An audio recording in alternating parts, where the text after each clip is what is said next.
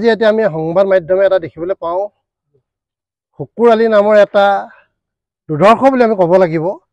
তেখেতে সামাজিক মাধ্যমৰ জৰিয়তে অসমীয়া জাতিক যাতে আহোম জাতিক যি অপমান কৰিছে, য'ত কামাখ্যাৰ ওপৰত আমাৰ অপমান, কামাখ্যা মন্দিৰৰ ওপৰত অপমান কৰিছে, লাচিত বৰফুকনৰ নামত অপমান কৰিছে। গতিকে আমি সদৌ টাইমছ ছাত্ৰ সন্থাই শুকুৰ আলীক আমি এই কথাটোৰ কাৰণে সকীয়াই দিছোঁ। অসমীয়া জাতিক অপমান কৰাৰ কাৰণে আমি সকীয়াই দিছোঁ, আহোম জাতিক অপমান কৰাৰ কাৰণে আমি তেখেতক সকীয়াই দিছোঁ। তেখেতে যদি অন্যথা আজিৰ এই যি বক্তব্য প্ৰদান কৰিছে তাৰ বাবে আমি ইতিমধ্যে শিৱসাগৰ সদৰ থানাত এটি কেছ আমি ৰুজু কৰিছোঁ। অনতিপলমে তেওঁক গ্ৰেপ্তাৰ আমি দাবী জনাইছোঁ। সদৌ টাইমছ ছাত্ৰ সন্থাই যদি শিৱসাগৰ জিলা সমিতিয়ে যদি তেখেত শিৱসাগৰ জিলাত যদি ভৰি দিয়ে, তেন্তে আমি সদৌ টাইমছ ছাত্ৰ সন্থাই ৰাইজক লগত লৈ তেখেতক আমি অত্যাচাৰ কৰিলে গৰু পিটন দিয়াৰ এটা ব্যৱস্থা কৰিছোঁ। অন্যথা আমি প্ৰতিবাদী আন্দোলন কৰিম সদৌ টাইমছ ছাত্ৰ সন্থাই ৰাইজক লগত। আৰু লগতে এটা কথা আমি অনুৰোধ জনাব বিচাৰোঁ, 24 ঘণ্টাৰ ভিতৰত যদি জিলা প্ৰশাসনে তেখেতক অনতিপলমে এৰেষ্ট নকৰে, তাৰ বাবে আমি জংগী আন্দোলন কৰিবলৈ আমি সদৌ টাইমছ ছাত্ৰ সন্থাই বাধ্য হ'ম।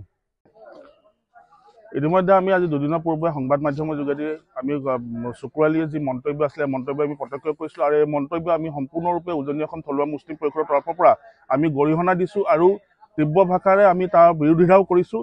আৰু লগতে আমি এটা কথা আমি সংবাদ মাধ্যমত যেতিয়া আমি পাইছিলোঁ, সেই ভিডিঅ'টো পাইছিলোঁ, ভিডিঅ'টোত আমাৰ স্বতঃস্ফূৰ্তভাৱে ওলাই আছিলে যেন এটা নিৰ্বাচনী প্ৰচাৰ তেওঁলোকে চলাই আছিলে, আৰু নিৰ্বাচনী প্ৰচাৰটো বিজেপিৰ হৈ নিৰ্বাচনী প্ৰচাৰ চলাইছিলে। সেই হেতুকে আমি বিজেপিৰ যি নিৰ্বাচনী প্ৰচাৰত এনেকুৱা ধৰণৰ মন্তব্য যেতিয়া দিলে, যেতিয়া আহোমসকলকে ধৰি লাচিত বৰফুকনকে ধৰি যিকোনো মন্তব্য যেতিয়া দিলে, বিৰূপ মন্তব্য দিলে, তেতিয়া আমি বিজেপি দলৰ আমাৰ যিজন আছে মুখ্যমন্ত্ৰী মহোদয়কে ধৰি বিজেপি দলৰ জিলাৰ সভাপতিকে সকলোকে আমি অনুৰোধ জনাইছোঁ আৰু দাবীও জনাইছোঁ যে এই যিজন শুকুৰ আলী আছে, শুকুৰ আলীক এই বিজেপি দলৰ প্ৰচাৰ কৰাৰ পৰা সম্পূৰ্ণ বিৰত ৰখাব লাগে। আৰু যদিহে তেওঁ বিজেপি দলৰ সক্ৰিয় কৰ্মী হয়, তেনেহ'লে সক্ৰিয় কৰ্মী যদি হয় তেওঁক বিজেপি দলৰ পৰাও পদত্যাগ কৰিব লাগে। উজনি অসম থলুৱা মুছলিম পৰিষদৰ ফালৰ পৰা এইটো বিপুল দাবী হয়।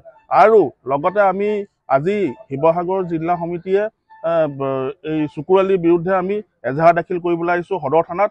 আৰু আমি উজনি অসমৰ সকলো জিলাতেই এই শুকুৰ আলীৰ প্ৰৱেশ নিষিদ্ধকৰণ কৰাৰ লগতেই আমি শুকুৰ আলীৰ বিৰুদ্ধে আমি সম্পূৰ্ণ প্ৰতিবাদী কাৰ্যসূচী ল'বলৈও বাধ্য হ'ম।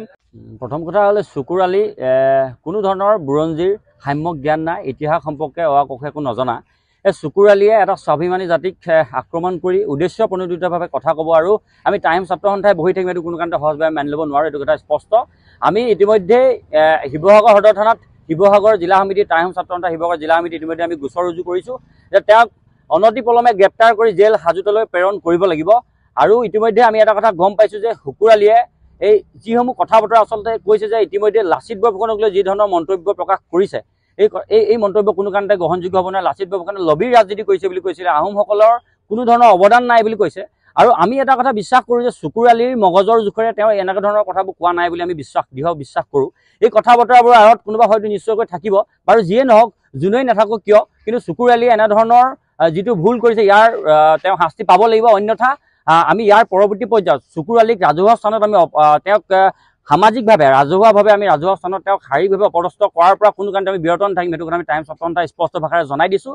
আৰু এটা কথা আমি শিৱসাগৰবাসীৰ ৰাইজে এটা কথা আমি শিৱসাগৰ সামাজিক অনুষ্ঠান প্ৰতিষ্ঠানলৈ আমি অনুৰোধ জনাইছোঁ যাতে কোনো কাৰণতে যে শুকুৰ আলীক এনেকুৱা সামাজিক অনুষ্ঠানলৈ যাতে নিমন্ত্ৰণ নজনায়, আৰু শুকুৰ আলীয়ে যাতে উজনি অসমলৈ ভৰি দিয়াৰ আগতে যাতে 10 বাৰ চিন্তা কৰে, তাৰ কাৰণে শুকুৰ আলীক আমি সকনি প্ৰদান কৰিছোঁ।